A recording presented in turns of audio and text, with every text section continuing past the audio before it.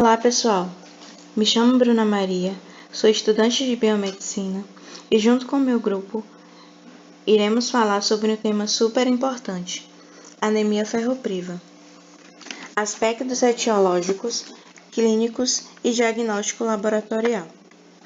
Esse trabalho faz parte da disciplina Estágio Supervisionado 1, orientado pelos professores Isis Wegener, Rodrigo Cunha e Débora Rocha. Eu vou começar trazendo uma explicação geral sobre o que é a anemia ferropriva e as principais causas, e depois os colegas continuam com as partes clínicas e laboratoriais. A anemia ferropriva é o tipo mais comum no mundo. Ela acontece quando o corpo não tem ferro suficiente para produzir hemoglobina, que é a proteína que leva o oxigênio pelo sangue. Quando isso acontece, as hemácias ficam menores e mais claras do que o normal, o que a gente chama de microcitose e hipocromia. E é por isso que as pessoas começam a sentir cansaço, fraqueza, dor de cabeça, falta de energia e até aquela palidez na pele e nas mucosas.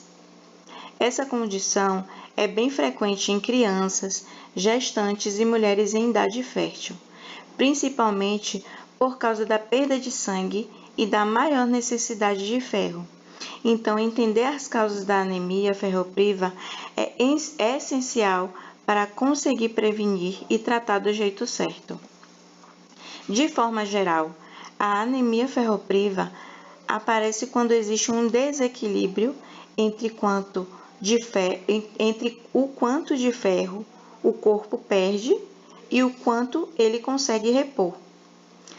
Existem três principais causas, sendo a primeira a perda crônica de sangue, que é quando a pessoa vai perdendo um pouquinho de sangue por muito tempo, e isso acaba com as reservas de ferro. A segunda é o aumento da necessidade de ferro, o que é comum na gravidez ou na infância e em quem pratica muito exercício físico. E por último, problemas na ingestão ou na absorção do ferro, que podem vir de uma dieta pobre em mineral, ou de doenças intestinais. Uma das causas mais frequentes é a perda de sangue pelo trato gastrointestinal, que é o sistema digestivo. Mesmo com pequenas perdas, tipo alguns mililitros por dia, já são suficientes para acabar com o ferro do corpo com o tempo.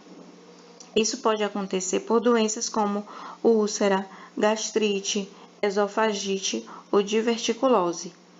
Outro fator bem comum são as parasitoses intestinais, especialmente a ancilostomíase, que é causada por vermes que se fixam na parede do intestino e que se alimentam do sangue da pessoa. E ainda tem o uso prolongado de anti-inflamatórios, como o ibuprofeno, naproxeno, que podem também causar pequenas lesões e sangramentos no estômago. E tudo isso, se for contínuo, acaba levando à anemia ferropriva. Nas mulheres em idade fértil, a causa mais comum é o sangramento menstrual excessivo, o que a gente chama de menorragia. E tem também a metrorragia, que é o sangramento fora do período normal da menstruação. Quando isso acontece, com frequência, o corpo perde ferro mais rápido, do que ele consegue repor. Além disso, as condições como miomas, pólipos uterinos e endometriose também aumentam o fluxo e acabam agravando o problema. Por isso é muito importante prestar atenção em alterações no ciclo menstrual, porque às vezes a anemia vem daí. Outras causas também muito comuns é quando a pessoa não consome ferro suficiente na alimentação, ou o corpo não consegue absorver o ferro da maneira correta. O ferro mais fácil de absorver é o das carnes vermelhas, peixes e frango. A gente chama de ferro M. Já o ferro de origem vegetal é mais difícil para o corpo aproveitar. E além disso, o consumo excessivo de chá, café, cálcios e alguns cereais reduz a absorção do ferro. Tem também os casos de doenças intestinais, como a doença celíaca e a doença de Crohn, ou cirurgia no estômago, que o intestino assim fica prejudicado pela falta de absorção adequada. Nessas situações, às vezes é preciso usar suplementos ou tratamento médico para corrigir o problema. Resumindo, tudo que eu falei, a anemia ferropriva pode acontecer por vários motivos: por perda de sangue, aumento da necessidade ou falta da absorção do ferro. Mas no fim das contas, o resultado é o mesmo. O corpo fica sem ferro suficiente para formar hemoglobina e isso pode causar todos os sintomas da anemia. Agora, vamos iniciar a parte 2 da apresentação, que aborda o diagnóstico laboratorial da anemia ferropriva. Nesta sessão, vamos entender quais são os principais exames utilizados para confirmar o diagnóstico e também como esses exames são realizados e interpretados no laboratório UniFTC. A partir daqui, cada slide vai mostrar um conjunto de exames e os parâmetros mais importantes para identificar essa condição.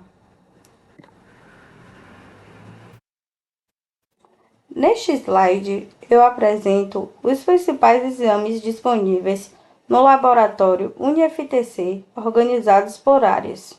É importante observar que, embora existam exames de diferentes tipos, como hematológicos, bioquímicos, sorológicos e de investigação etiológica, o foco para o diagnóstico da anemia ferropriva está principalmente na parte bioquímica.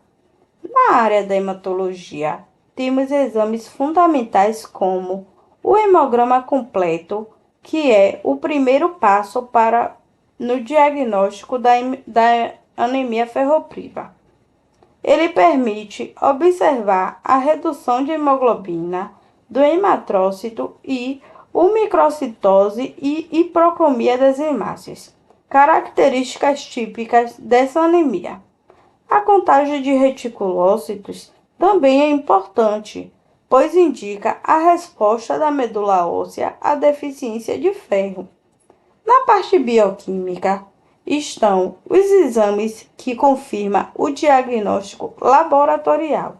Os mais importantes são ferro sérico, que costuma estar baixo na anemia ferropriva, ureia e creatinina para avaliar função renal, que pode influenciar no metabolismo do ferro, e as enzimas TGO e TGP, que ajudam a descartar alterações hepáticas que podem interferir na produção de hemoglobina. Assim, esses testes completam o diagnóstico hematológico e ajudam a identificar causas associadas. Em casos que a anemia pode ter origem infecciosa ou parasitária, o laboratório também realiza exames de fezes e urina. Isso é importante porque parasitoses intestinais podem causar perdas crônicas de sangue, levando à deficiência de ferro. Além disso, temos exames sorológicos que ajudam a investigar outras causas ou condições associadas, e exames de diagnóstico diferencial, como a PCR, o ASO e o fator reumatoide, úteis para descartar processos inflamatórios ou autoimunes que também pode provocar anemia. Então, de forma geral, o laboratório UniFTC oferece uma gama completa de exames que permitem não apenas identificar a anemia ferropriva, mas também investigar suas possíveis causas e condições associadas. Nos próximos slides, eu vou detalhar bem melhor os exames bioquímicos, mais importantes para esse diagnóstico. O hemograma é um exame inicial e mais importante para o diagnóstico da anemia ferropriva. Ele fornece informações detalhadas sobre a quantidade de células e as características das células sanguíneas. Os dois primeiros parâmetros, hemoglobina e hematrócito, aparecem reduzidos, indicando a presença de anemia e o grau de severidade. O VCM, ou volume corpuscular médio, está baixo, mostrando que as hemácias são pequenas, o que chamamos de microcitose. O HCM, hemoglobina corpuscular média, também está baixo, indicando hiprocromia, ou seja, as hemácias têm menos hemoglobina. E o RDW elevado indica anisocitose, o que é a variação de tamanho entre as hemácias. Esses achados juntos formam o padrão clássico da anemia ferropriva. Temos os resultados do hemograma da paciente MS. A hemoglobina está em 8,5 gramas por decilitro, bem abaixo do valor de referência, confirmando a anemia. O hematrócito também está reduzido. O VCM e o HCM estão baixos, caracterizando anemia microcítica e hiprocrômica. O RDW está elevado, o que reforça a presença de anisocitose. Os leucócitos e plaquetas estão normais, mostrando que a alteração é isolada na série vermelha. Esses resultados indicam claramente um padrão de anemia ferropriva, causada pela deficiência de ferro para a produção de hemoglobina. Os reticulócitos são glóbulos vermelhos jovens, recém-libertados pela medula óssea. A contagem deles mostra-se a medula está reagindo adequadamente à anemia. Na anemia ferropriva, essa resposta geralmente é baixa, porque falta ferro para formar novas hemácias. No caso da paciente, o valor foi de 0,5, que está dentro da faixa de referência, mas é baixo para o grau de anemia. Isso significa que a medula óssea não está conseguindo compensar a perda, o que reforça o diagnóstico de anemia ferropriva e ajuda a diferenciá-la de anemias hemolíticas, onde os reticulócitos estariam aumentados. O ferro sérico mede a quantidade de ferro circulante no sangue, ligado à transferrina. Ele é um indicador direto da disponibilidade de ferro para a produção de hemoglobina. Na anemia ferropriva, o ferro sérico está baixo, mostrando depleção das reservas do mineral. No resultado da paciente, o valor foi de 25 microgramas por decilitro, bem abaixo da referência. Esse achado confirma a deficiência de ferro e reforça o diagnóstico. Vale lembrar que o ferro sérico pode variar conforme o horário de coleta, alimentação e presença de inflamação. Então, ele deve ser interpretado junto com os outros exames. Com base nos resultados, observamos um quadro típico de anemia ferropriva: hemograma microcítico e hiprocrômico, reticulócitos baixos e ferro sérico reduzido. Esses achados mostram a importância dos exames laboratoriais para um diagnóstico preciso e para o acompanhamento do tratamento do paciente.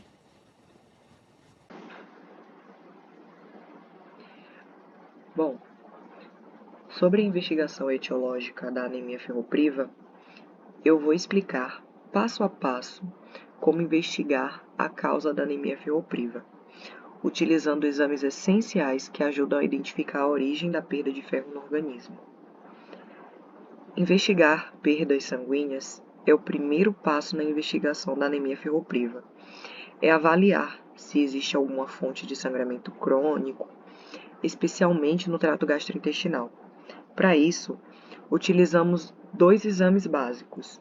O primeiro deles é o sangue oculto em fezes, que serve para rastrear sangramentos crônicos do trato gastrointestinal, que não são visíveis a olho nu. Esse exame é importante porque diversas condições podem causar pequenas perdas diárias de sangue, como úlceras, gastrite, diverticulose, angiodisplasia e neoplasias. Com esse exame, podemos obter um dos 2 resultados: o negativo, que indica que não há sangramento gastrointestinal ativo, e o positivo, que sugere que há perda de sangue através do trato gastrointestinal, que, se for o caso, é direcionado para a investigação endoscópica. E, nesse caso, o resultado da paciente MS foi negativo. O segundo desses exames é o parasitológico de fezes, cuja função do exame é detectar parasitoses intestinais, que podem causar anemia por perda crônica de sangue. Os parasitas que mais provocam esse tipo de anemia são Ancylostoma duodenale e Necator americanus. Em média, cada parasita desse pode consumir de 0,1 a 0,3 ml de sangue por dia. O exame parasitológico de fezes, assim como o outro, pode testar positivo ou negativo. O negativo afasta a parasitose como causa da anemia e o positivo indica verminoses que precisam ser tratadas e justificariam a perda de sangue. No caso dessa paciente MS, o resultado também foi negativo. No diagnóstico diferencial, para fazermos a exclusão de outras possibilidades, quando avaliamos uma anemia microcítica e hipocrômica, não podemos assumir imediatamente que é anemia ferropriva. É preciso descartar outras condições que se apresentam de maneira semelhante. Como as principais, nós temos o traço talassêmico, que em geral apresenta a ferritina normal ou elevada, o ferro sérico normal, RDW normal, história familiar ou etnia predisponente. A interpretação do hemograma e dos marcadores de ferro ajuda a diferenciar talassemia de anemia ferropriva. Já a anemia de doença crônica caracteriza-se por ferritina normal ou alta, o ferro sérico baixo, PCR elevada, indicando inflamação. Ela pode simular uma anemia ferropriva, mas os marcadores inflamatórios ajudam nessa diferenciação. A avaliação de função renal e hepática também é importante investigar se há doenças sistêmicas que podem contribuir para o quadro.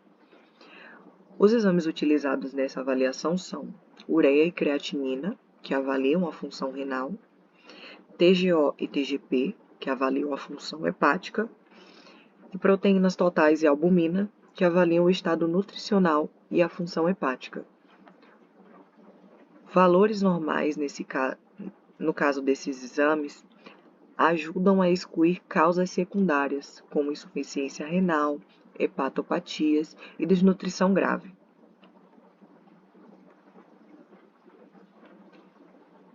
Com os exames complementares, para a certeza de deficiência de ferro, avaliamos diretamente as reservas de ferro do organismo e a disponibilidade para a produção de hemoglobina.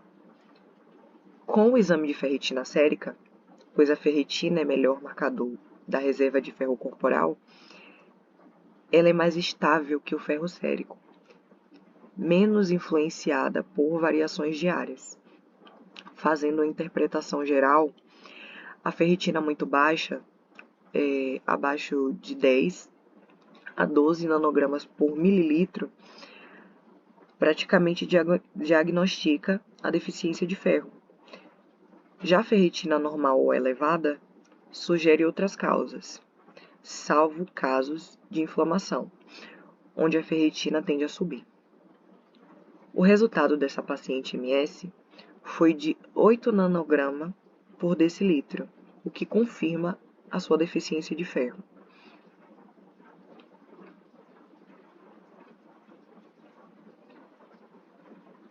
A saturação da transferritina tem como função medir a porcentagem de transferrina que está realmente transportando ferro. É um marcador da disponibilidade de ferro para a produção de hemácias. Sendo menor que 16%, indica a baixa disponibilidade de ferro. Já com a capacidade total de ligação do ferro aumentada, o organismo produz mais transferrina para tentar captar o ferro onde puder. A saturação da transferrina, junto com a ferritina, é essencial para diferenciar a anemia ferropriva de outras anemias microcíticas, especialmente talassemia. A saturação da transferrina da paciente teve um resultado de 10%, que foi baixa e que confirma a deficiência. Para consolidar o diagnóstico, quando avaliamos um caso suspeito de anemia ferropriva, buscamos um conjunto de achados, como hemoglobina reduzida, VCM e HCM baixos, que indica anemia microcítica hipocrômica, RDW aumentado, ferro sérico baixo, ferritina muito baixa, saturação da ferritina reduzida, ausência de sangramento gastrointestinal e ausência de parasitoses. Quando esses dados se alinham, confirma-se o diagnóstico da anemia ferropriva, geralmente causada por perda sanguínea crônica, muitas vezes de origem ginecológica, como no caso da menorragia. Os próximos passos após a investigação etiológica é confirmar o diagnóstico. Avançamos para a fase terapêutica, onde pode ser feito o alinhamento com o paciente sobre reposição de ferro oral, indicação de ferro intravenoso, tempo de tratamento, monitoramento da resposta através dos reticulócitos, hemoglobina e ferritina, e a conduta a ser tomada sobre a causa base.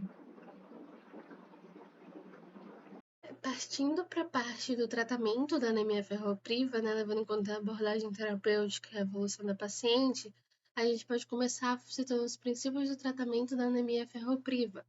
A gente separou aqui 3 objetivos, sendo o primeiro deles corrigir a anemia, repondo ferro para a normalização da hemoglobina e assim a restauração do transporte de oxigênio, levando o nosso corpo a aliviar os sintomas clínicos como a fadiga, a dispneia e a taquicardia, graças ao aumento dos níveis de oxigênio, principalmente no cérebro. O segundo objetivo seria repor as reservas de ferro, normalizando a ferritina, garantindo que as reservas de ferro sejam completamente repostas, o que vai requerer um pouquinho de tempo a mais, de 3 a 6 meses após a normalização da hemoglobina, mesmo que o paciente já tenha tido redução dos sintomas, mesmo que o paciente já se sinta bem, é necessário a reposição completa das reservas de ferro para que não haja recorrência.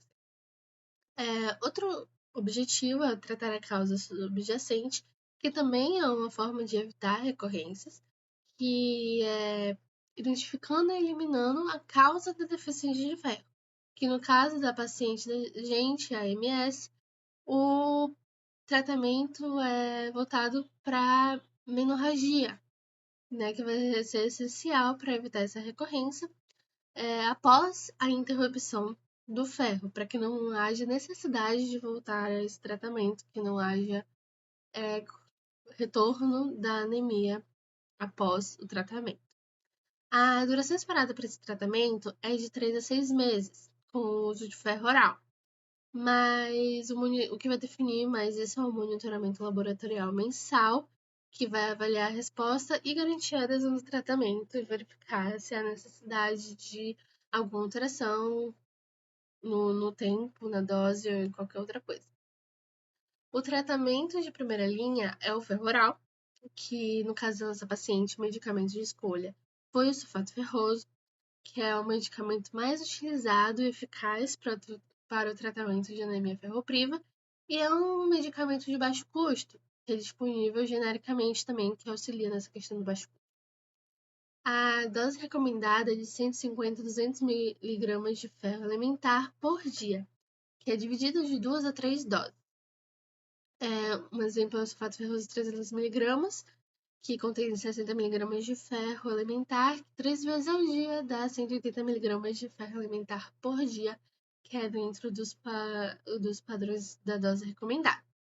A absorção ela melhora quando a gente está com o estômago vazio, o que faz com que seja recomendado o consumo 1 hora antes ou 2 horas depois após as refeições. 1 hora antes ou 2 horas depois das refeições. A vitamina C, o consumo, o aumento do consumo da vitamina C pode aumentar a absorção, já o consumo de chá, café e leite podem reduzir a absorção, tornando eles não muito recomendados. Alguns dos efeitos colaterais são náuseas, vômitos e dor abdominal, constipação, sendo o mais comum a constipação, ou diarreia. Fezes escuras, que é normal por causa do ferro, mas não configura sangramento. Sangramento não é normal. O que é normal é as fezes um pouco mais escuras. E a causa principal dos efeitos colaterais é a não adesão ao tratamento, né? Pode levar a diversos efeitos colaterais. O tratamento da nossa paciente começa na prescrição do ferro, né? No início da terapia. A prescrição do ferro oral, o medicamento escolhido sulfato ferroso, a dose 300 mg, 3 vezes ao dia, dando um total de 180 mg de ferro elementar por dia. Na duração de tempo mínimo de 3 a 6 meses, que é o esperado. Orientações adicionais seria tomar suco de laranja para aumentar o consumo de vitamina C. Caso ela não goste de suco de laranja, poderia ser algum outro suco ou alguma outra fonte natural de vitamina C. E evitar leite e chá, próximo à ingestão do medicamento. A abordagem etiológica é voltada para o diagnóstico do sangramento uterino normal, a menorragia, que levou ao encaminhamento de ginecologista para investigação e tratamento.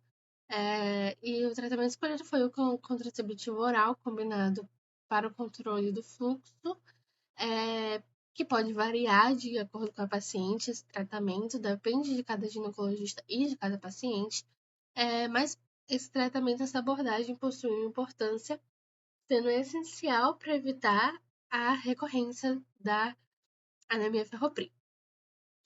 O monitoramento e a resposta ao tratamento ele pode ser dividido em 3 fases. A resposta inicial, que é de 1 a 2 semanas, que tem como parâmetro principal os reticulócitos, que aumentam rapidamente a resposta ao ferro, que vai indicar que a medula está respondendo ao ferro. A medula responde ao ferro, aumentando a quantidade de reticulócitos, atingindo um pico entre 3% e 5%, né? O normal seria por volta de 0,5%. Esse pico a gente atinge lá pelos 7º e 10º dia. A segunda fase seria a resposta intermediária, entre 2 e 3 meses, tem como parâmetro principal a hemoglobina, que vai aumentar gradualmente, cerca de 0,5 a 1 grama por decilitro por semana, né? Sendo esperada a normalização total da hemoglobina em 2 e 3 meses, entre 2 e 3 meses. sendo assim podendo ter como resultado a anemia clinicamente corrigida. A terceira fase é reposição das reservas, que é um pouco mais demorada, porque usa como parâmetro a ferritina, que vai normalizar lentamente, né, o que vai levar a uma continuação do tratamento por um tempo um pouco maior, já que o valor esperado de ferritina é de um valor maior que 50 nanogramas por ml ao final do tratamento. Então, a gente só finaliza o tratamento quando a gente já alcança esse marco de uma ferritina maior que 50 nanogramas por ml, o que vai indicar que a reserva de ferro foi completamente reposta.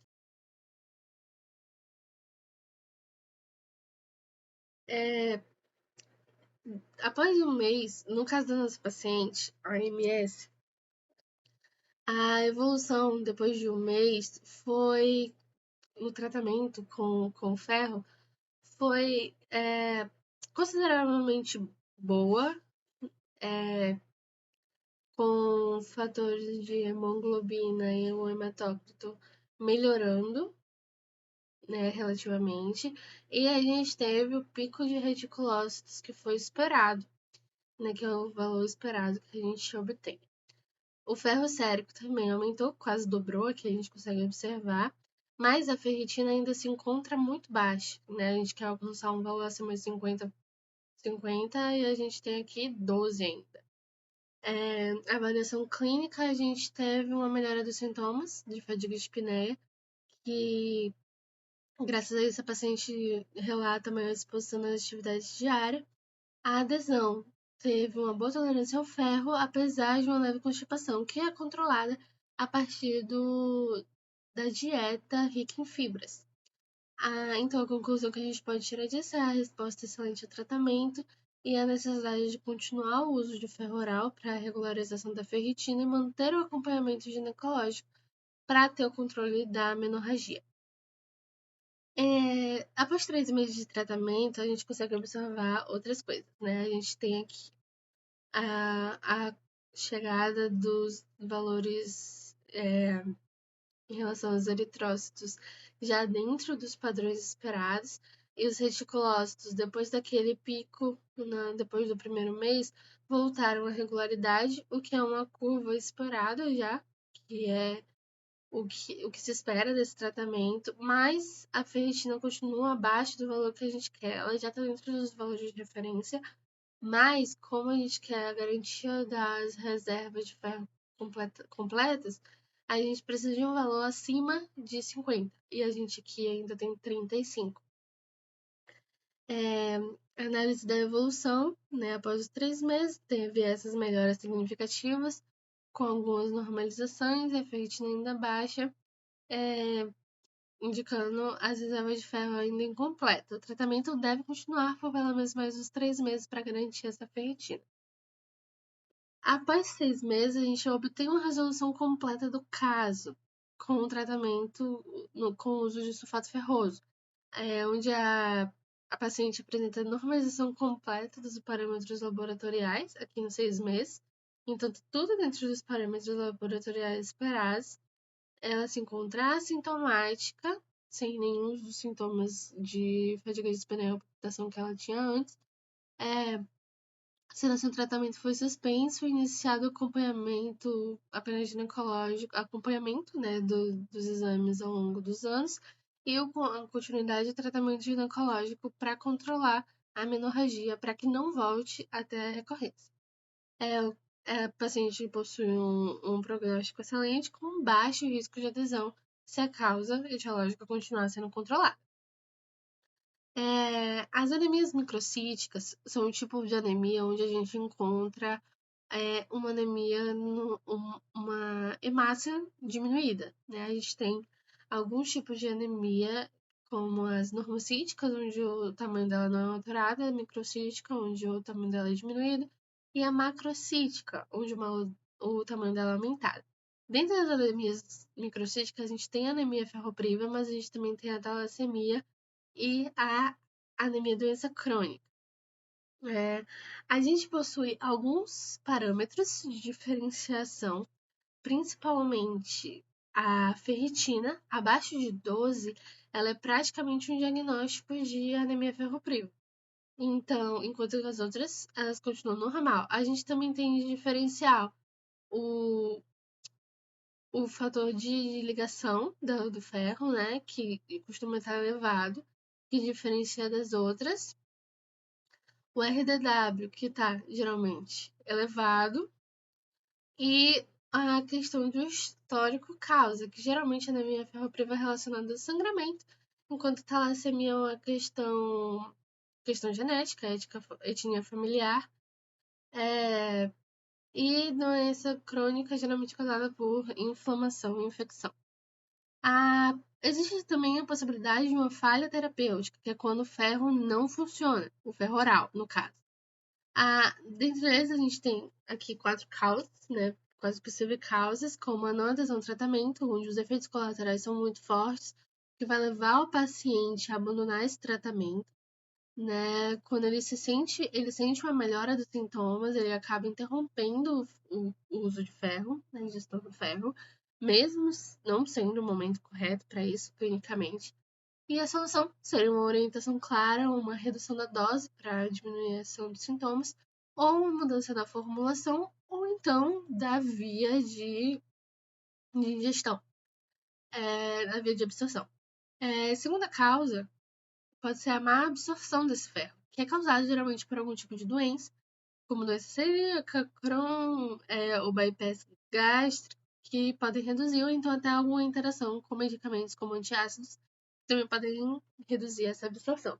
A solução seria a investigação da causa, um possível tratamento, ou até mesmo considerar a utilização de ferro intravenoso para evitar essas interações. A terceira possível causa é um diagnóstico incorreto, onde a anemia não é ferropriva. Então, como ela não é ferropriva, a suplementação de ferro não vai resolver. A solução para isso seria revisar o diagnóstico com o uso da ferritina, que é um dos principais marcadores, e a saturação da transferrina, que também é um dos principais marcadores. Outra causa seria a perda sanguínea contínua, né, o que levaria à necessidade contínua da reposição do ferro, o que poderia acontecer nesse caso, no caso da nossa paciente, quando a menorragia não é controlada, mas em outros casos onde o sangramento gastrointestinal ativo pode ser uma opção da anemia ferropriva, é possível que seja, ou então até mesmo outros tipos de hemorragia, quando não tratadas, pode ser a causa da falha terapêutica. Uma solução seria tratar essa causa etiológica. O ferro intravenoso, né, ele é uma outra opção de ingestão do ferro, e ele possui algumas indicações, como intolerância ou efeitos colaterais graves no uso do ferro oral, a má absorção intestinal por diversos motivos, como já citados anteriormente, a falha terapêutica, outro tipo de falha terapêutica comprovada com ferro oral, e a necessidade de reposição rápida, no caso de anemias graves ou cirurgias programadas, ou até mesmo no caso de doença renal crônica com anemia ferropriva, que torna uma situação de urgência, então é necessária uma reposição rápida. Existem algumas formulações disponíveis, como o ferrodextrano, que é a primeira geração, mas que tem o maior risco de reações alérgicas, que é o menos usado atualmente, exatamente por causa desses riscos. O ferrosacarose, que é de segunda geração, que tem o melhor perfil de segurança e infusão rápida de 15 a 30 minutos. E o ferro carboximaltose, que é de terceira geração, maior estabilidade e reposição rápida de reservas e infusão de 15 minutos. A vantagem do ferro intravenoso é a absorção garantida, né? Então ele não depende do tempo maior da absorção intestinal, a reposição mais rápida de reservas. Então, uma reposição que duraria 3 a 6 meses reduz para 1 ou 2 meses, né? De 4 a 8 semanas. Sem efeitos colaterais gastrointestinais, os efeitos colaterais relacionados ao sistema gastrointestinal, eles não ocorrem. e a possibilidade de reposição total em poucas infusões. Então, voltando naquela questão do tempo mais rápido, então tem menos necessidade de mais infusões. Então, dessa forma, a gente obteve um sucesso no tratamento, caso clínico demonstra um sucesso no tratamento com ferro oral. Após 6 meses de terapia, a paciente apresenta normalização completa dos parâmetros laboratoriais e a redução dos sintomas clínicos. Mais ainda a necessidade de acompanhamento contínuo com monitoramento hematológico através do hemograma e da ferritina anualmente, o acompanhamento ginecológico para questões da menorragia e educação nutricional para manter uma dieta rica em ferro e em vitamina C para ajudar na absorção do ferro para questões de prevenção. Na última parte, agora a gente tem a discussão, alguns aprendizados, além das nossas referências bibliográficas. Um resumo do caso da paciente seria a apresentação clínica: uma mulher de 35 anos com fadiga progressiva, dispneia, palpitações e hemorragia há 6 meses. Além dos exames físicos, que apresentam palidez nas mucosas, taquicardia e hepatosplenomegalia. Além do diagnóstico laboratorial, onde o hemograma sinaliza uma anemia microcítica hipocrômica, além do ferro sérico e ferritina baixos, podendo levar assim ao diagnóstico de anemia ferropriva. Além disso, a gente tem a investigação etiológica, onde o sangue oculto nas fezes e parasitológicos negativos levaram ao afastamento das possíveis causas, como algum trauma gastrointestinal ou parasitose. Mas a gente conseguiu apontar para sangramento uterino normal, que é a menorragia, o que levou ao encaminhamento ginecológico para o tratamento. Além disso, tratamento e evolução foi usado sulfato ferroso e obteve as evoluções necessárias necessárias e esperadas no tratamento para anemia ferropriva. O desfecho: a paciente assintomática, todos os parâmetros laboratoriais normalizados, acompanhamento ginecológico por controle de menorragia e um prognóstico excelente com baixo risco de recorrência. Os pontos-chave do diagnóstico foram o hemograma, que a gente consegue identificar o tipo de hemorragia, os marcadores de ferro, que vão garantir o diagnóstico do tipo de anemia, anemia ferropriva, principalmente por causa da ferritina, que estava extremamente baixa, que é praticamente um diagnóstico. A resposta medular inadequada, onde os reticulócitos, mesmo quando a hemoglobina está bastante baixa, continuaram nos padrões como se ela estivesse normal, o que indica a deficiência do substrato, do ferro, para a síntese de hemoglobina, além da investigação etiológica que levou à confirmação da menorragia como causa provável. Então, a conclusão diagnóstica: anemia ferropriva secundária, sangramento uterino anormal, a menorragia, com o diagnóstico confirmado através dos achados laboratoriais e a investigação etiológica.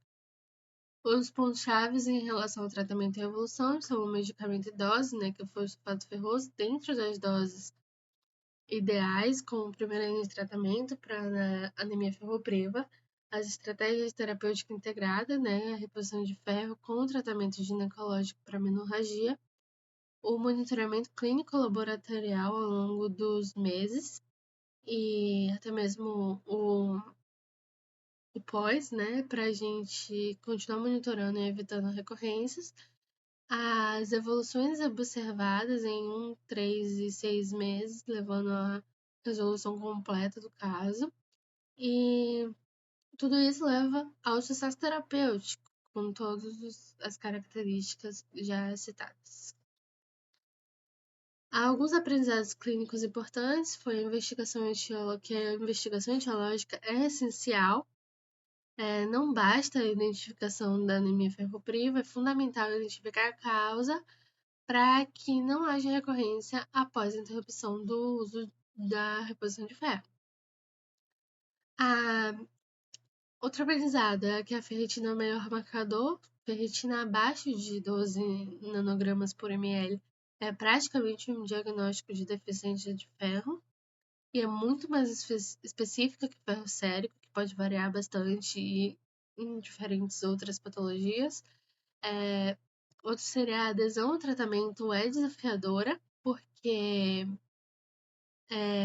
os efeitos colaterais do ferro oral é uma das principais causas de abandono desse tratamento, o que torna necessário uma orientação clara e um suporte para manter essa adesão e poder garantir o tratamento completo. O monitoramento laboratorial guia o tratamento, então é necessário esse monitoramento mensal para garantir que todos os padrões sejam estabelecidos corretamente e quanto tempo, qual a dose, tudo que deve ser mantido ou retirado. A abordagem integrada é fundamental. A gente tem até o esqueminha aqui, né? Hematologia e ginecologia é um sucesso nesse caso. O que leva à observação que o tratamento isolado de apenas um aspecto leva ao fracasso, né? Ao possível fracasso. Se você trata o sintoma e não a causa, as chances de voltarem a ocorrer é bem provável nesse caso. Acompanhamento pós-tratamento previne recorrências. O hemograma anual e o monitoramento da casa etiológica são essenciais para detectar recorrência precoce e evitar complicações. Então, além do tratamento, ainda tem o pós-tratamento para prevenir as possíveis recorrências. Em relação à epidemiologia da anemia ferropriva, a gente tem uma prevalência global, né, onde afeta aproximadamente 1 a 2 bilhões de pessoas mundialmente. É uma das causas mais comuns de anemia em países em desenvolvimento. Provavelmente a prevalência maior em países com baixo índice de desenvolvimento humano. E no Brasil, estima-se que 20 a 30% de prevalência em mulheres em idade fértil. Isso leva aos grupos de risco, que são as mulheres em idade fértil, idade de menstruação, gestação e lactação, crianças em período de crescimento rápido, gestantes que têm uma demanda aumentada de ferro, né, por causa da gestação, e idosos que têm maior risco de sangramento gastrointestinal crônico, além das populações com baixa ingestão dietética de ferro, né, que possuem uma dieta pobre em consumo de ferro. Obviamente, graças a esses fatores, a anemia ferropriva é considerada um problema de saúde pública em países em desenvolvimento, além de causar redução de produtividade e desempenho cognitivo. Em crianças, pode prejudicar o desenvolvimento neurológico e de aprendizado. Em gestante, pode aumentar o risco de parto prematuro ou de baixo peso ao recém-nascido. E, obviamente, a partir disso também tem um impacto econômico significativo por redução de produtividade, custo com saúde e impacto no desenvolvimento humano. As intervenções preventivas em relação ao ferro, elas são com um excelente custo-benefício, até mais do que você ter que fazer um tratamento em relação à doença. Algumas complicações possíveis da anemia ferropriva não tratada são as complicações cardiovasculares, que são as mais graves, que têm um alto risco de morte súbita, a cardiomegalia, insuficiência cardíaca e arritmias, além de complicações neurológicas, como fadiga crônica, chegando a um nível incapacitante, dificuldade de concentração e problemas cognitivos, síndrome de pernas inquietas, que é muito associada à deficiência de ferro, além do impacto da qualidade de vida e produtividade, né? Tudo isso gera esse impacto na qualidade de vida e da produtividade. Sem falar das complicações metabólicas e imunológicas, como imunodeficiência, o aumento de infecções, alterações na temperatura corporal e aumento de absorção de chumbo, o que leva a um alto fator de toxicidade. Como dito antes, o desfecho pode ser fatal. A anemia ferropriva grave não tratada pode levar à morte, principalmente em pacientes com comorbidades cardíacas já citadas, e a prevenção seria o diagnóstico precoce e o tratamento adequado, além de manter atenção, né, à dieta com um bom consumo de ferro adequado. Como eu disse, a prevenção da anemia ferropriva a gente pode dividir em duas partes, como a prevenção primária, que é essa questão do manter a alimentação, né, uma alimentação rica em ferro, em vitamina C para auxiliar a absorção de ferro, uma educação nutricional para saber balancear a sua alimentação em relação ao consumo de ferro e ao que mais se adequa ao seu dia a dia e à sua alimentação, além da suplementação preventiva, que é principalmente associada aos grupos de risco, quando necessário, sempre com acompanhamento médico. Uma prevenção secundária é um pouco mais voltada para a parte clínica, né, o rastreio de risco, o tratamento de causas, a investigação diagnóstica e o acompanhamento pós-tratamento. Em relação ao caso clínico, a gente tem alguns aspectos clássicos, né? Nossa paciente apresenta características clássicas da anemia ferropriva, em relação à apresentação clínica, achos laboratoriais e etiologias são tipicamente associados à anemia ferropriva em mulheres de idade fértil.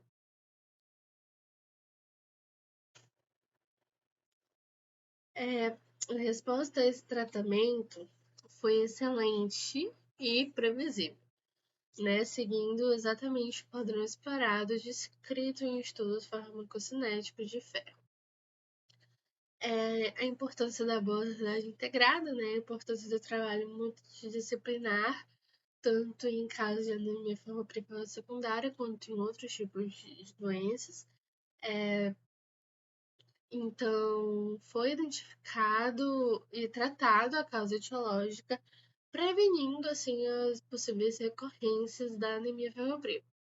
A conclusão é que o caso da MS exemplifica de forma excelente a prática clínica, né, com diagnóstico sistemático, investigação etiológica completa, tratamento adequado e acompanhamento.